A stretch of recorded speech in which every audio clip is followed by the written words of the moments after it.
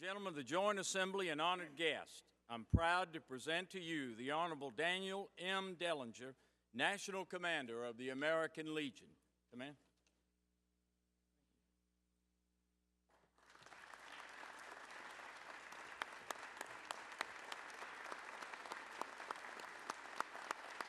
Thank you.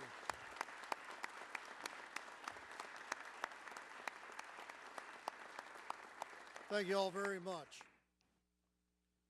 Lieutenant Governor McConnell, I'd like to thank you for that introduction. It's truly an honor to speak to such a distinguished body in this historic State House. Before I begin, please allow me to take a moment to introduce the members of the American Legion family who are with me today. First, it's a real pleasure to introduce the Commander of South Carolina American Legion, James E. Gene McDaniel from Greenwood.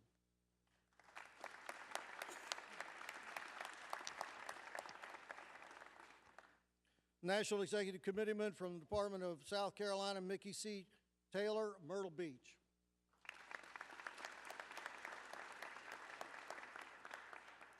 Alternate NEC, Cecil F. Bud Hennis from Murrells Inlet.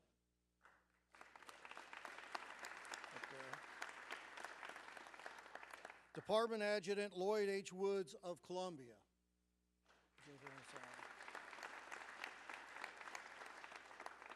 Also here is his predecessor, past Department Adjutant and past Department Commander Jim Hawk of Irmo.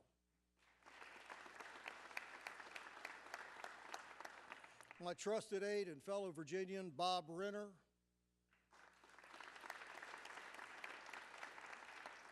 American Legion Auxiliary Department, South Carolina President Linda N. Smiley of North Augusta. Department Auxiliary Secretary and alternate National Executive Committee woman, Louis Winesett of Columbia. We also have with us the Director of the American Legion Riders of South Carolina, Joe DePasqua of Loris.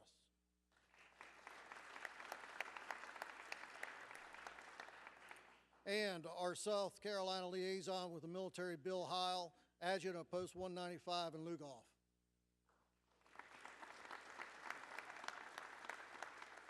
And last but not least, Howard Metcalf, Director of South Carolina Office of Veterans Affairs.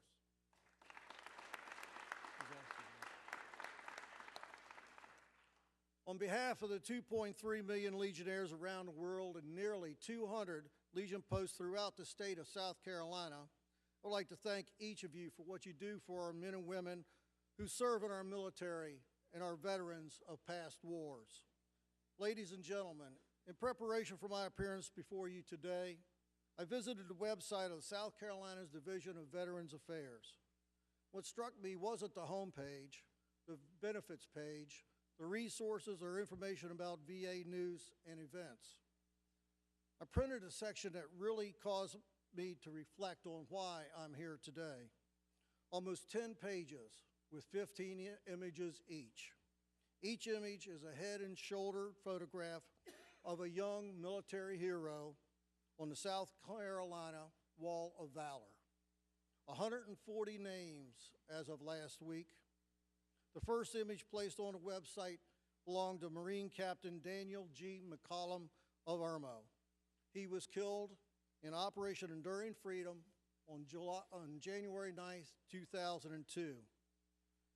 Since my predecessor, past National Commander James Counts, spoke to you on March 5th of last year, 6 more names have been added to that wall.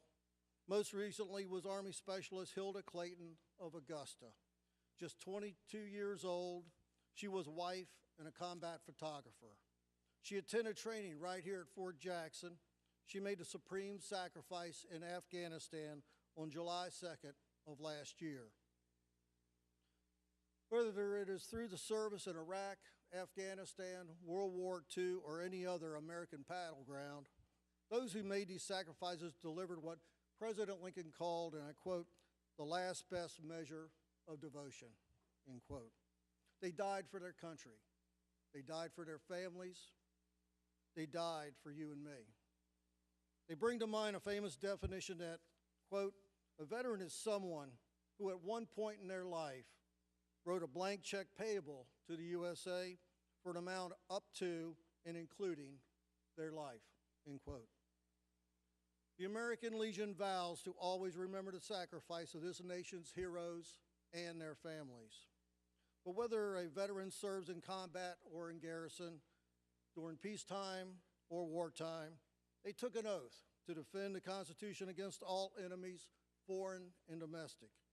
That willingness to offer up one's life for his or her country is one of the many differences between military life and private sector careers. I bring this up because the all too frequent suggestions coming from Washington and other quarters that military and veterans benefits are too generous and should be comparable to the private sector. I can think of no other occupation where members are not allowed to quit on the spot.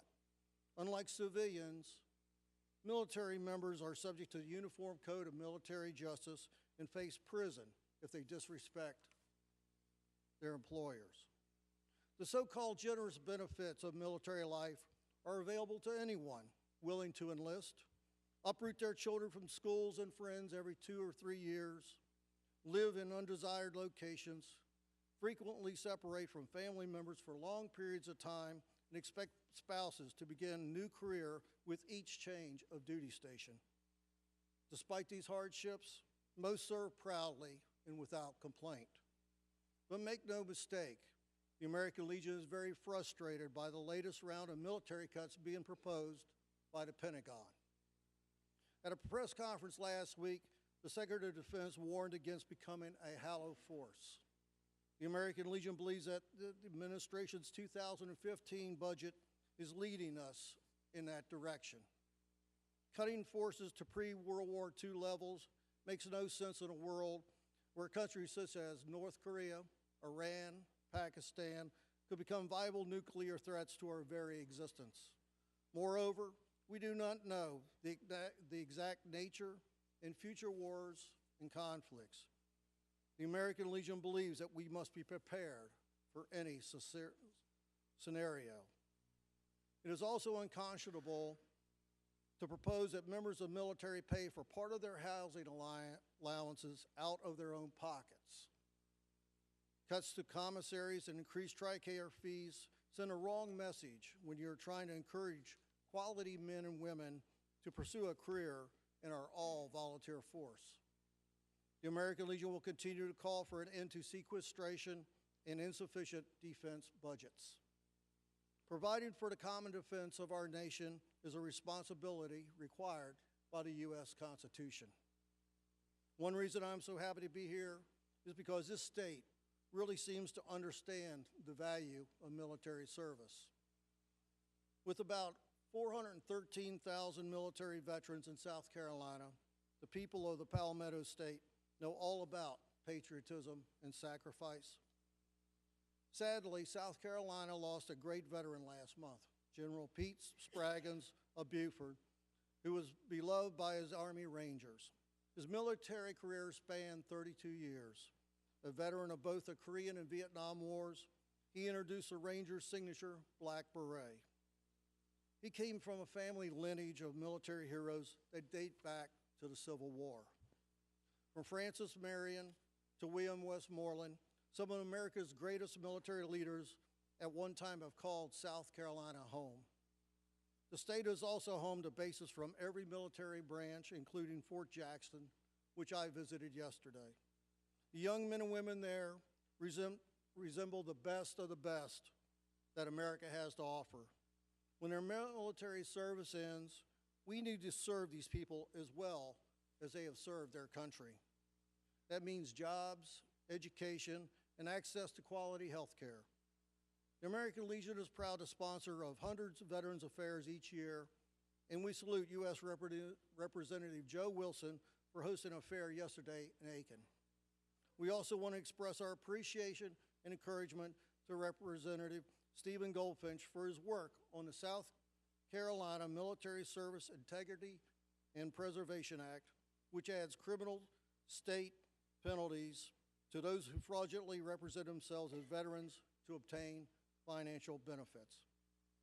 Finally, I want to thank this great body for including veteran status on South Carolina driver's licenses. Now, if you would allow me one moment to call to the dais two men who have been designated by the Department of South Carolina American Legion as outstanding members of the legislature in 2014. This is in recognition for their service to their community, state, and nation. They are truly friends of veterans and the American Legion. Would Senator William Odell and Representative William Hickson please join me on the dais?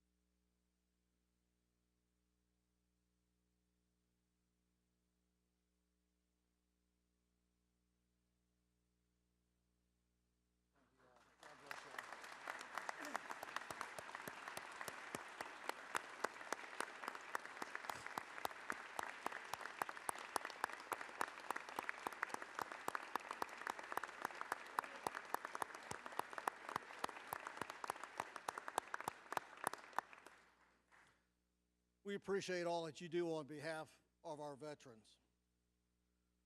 Lieutenant Governor, I have a small token I would like to present at this time. This is my medallion, and thank you very much for allowing us the opportunity to be with you all Thank today. you, sir.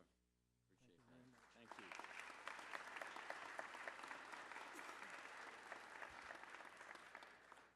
Finally, to the legislature, thank you very much for all that you do for our veterans in this great country. May God bless you all, God bless our troops everywhere, and God bless the United States of America. Thank you.